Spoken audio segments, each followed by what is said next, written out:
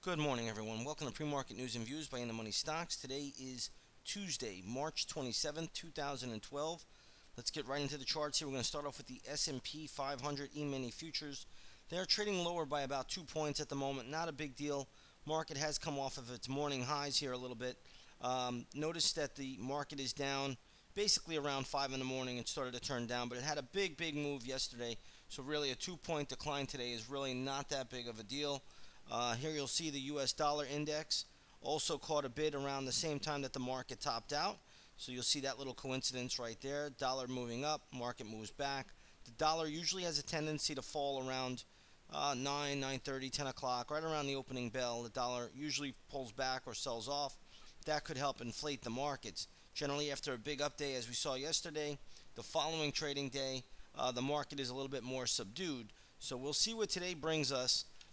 But there are some opportunities out there on both sides of the fence, long and short scalping trades, and then we'll see exactly how that plays out. A couple of other things to go over first. Last night, the Asian markets caught a pretty sizable bid. You had the Nikkei 225 that was up, I believe, 2.36%. That's a big move above the 10,000 level again. You also had the Hang Seng up 1.83%. India was up 1.2%. And I believe Australia was up 0.8%. The big loser last night, or I shouldn't say the big loser, but the one index that did not participate was the Shanghai index. Now, that's basically saying China as a whole. The Shanghai index was actually down 4 points. Not a big loss by any stretch, but this index continues to struggle, and it's telling us some things about China. So when you hear companies going into China, such as General Motors, and they produce a lot of cars there, if China slows down, that will hurt their bottom line.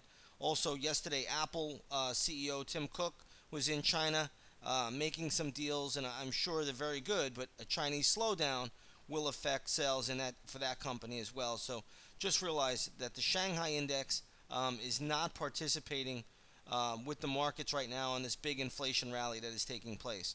So yesterday, markets inflated, but the Shanghai did not participate. That should be a little bit of a red flag. We'll see if it does participate maybe tonight or the coming days. But last night, overall, the Shanghai index did not participate. So that is a little bit of a red flag, but really the only one that I'm seeing at the moment. Okay, let's take a look at a couple of other things out here today. You do have oil down about 10 cents. Not a big deal. Trading still right around that 107 level. You'll see the USO this morning. If I pull that chart up, USO is trading right around 40.70. It looks like USO closed at 40.77.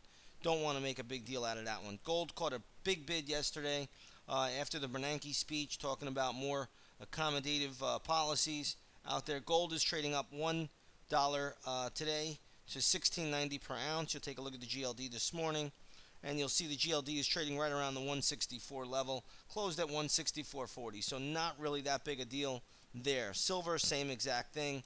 Don't want to make too much out of it. Had a little bit of a pullback from the morning high, but basically silver is trading right where it finished yesterday.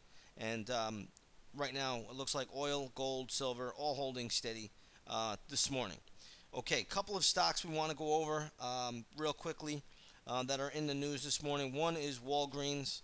If you take a look here at Walgreens, you had a pretty good little morning pop. Has pulled back to the 35 level. To be honest, I'm not sure Walgreens has a lot in the tank here. Looking at the gap in the morning, it's kind of a weak gap. Maybe it trades at 35.50 once the market opens. Around there, it looks to be pretty good resistance. There's going to be more resistance at 36. I'm not even sure if Walgreens gets up there. But either way, the gap is not all that strong, but the markets are euphoric.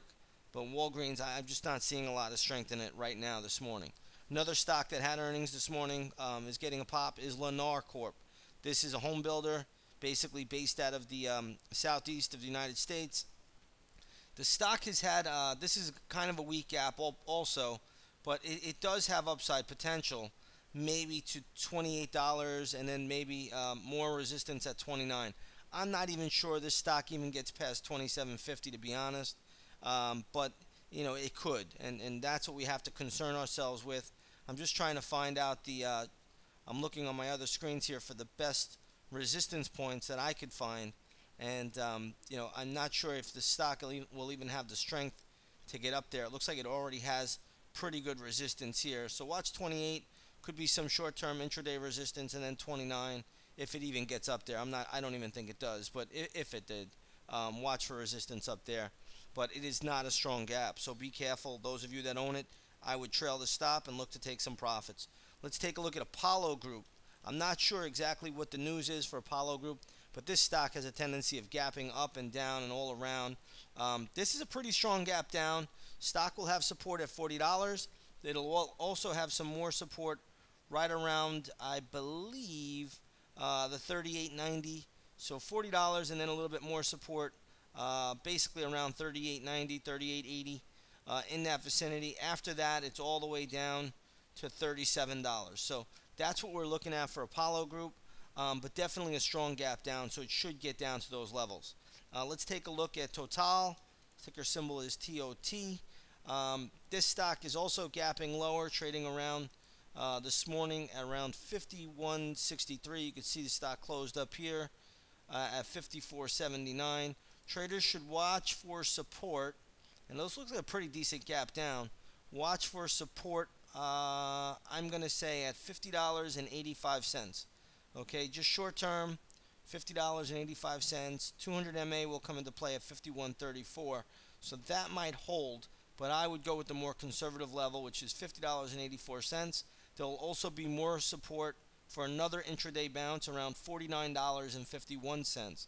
So there'll be some intraday bounces around those levels, but 50.84 and also 49.51. I'm not sure, as I just said, about the 200 MA, which is at 51.34, if that will even hold.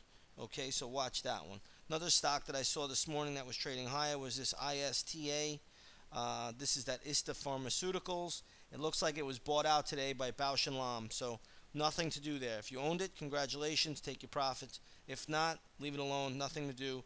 It's I believe it's a buyout from Bausch & Lomb. So there's nothing to do here with this one. This one is over, no longer in play at the moment. All right, so that's what we're looking at this morning. Again, there doesn't seem to be a whole lot out there right now. Markets were very, very quiet yesterday. The trading volume on the SPY, the spiders, was just, believe it or not, just 119 million. That was as of 4:15 in the afternoon. So the trading volumes remain very, very light, but the markets remain euphoric. Light volume generally will favor the upside going forward, and anytime really. Remember the old market adage, never short a dull market, and that's what we got right now, a pretty dull market. But either way, we'll see how this market plays out. Futures are already starting to come back a little bit, and we'll see how this market opens up and where it goes. But that's what we're looking at this morning. There will be some economic data released, I believe. I believe we have Case-Shiller Home Price Index. That'll probably be at 9 o'clock. And I know there's some more economic data out there. I think there's something by the Richmond Federal Reserve, manufacturing activity by the Richmond Federal Reserve will be released, I think, at 10 o'clock. So we'll see how that plays out. I don't think these economic reports are all that important. I think you should just continue to watch the dollar. The dollar will tell you everything you need to know. The dollar goes up, the market will pull back. The dollar pulls back, the market will inflate and trade higher. Alrighty, everybody. With that said, I want you all to have a great trading day, and we will see you tomorrow on the charts. Take care now, everyone.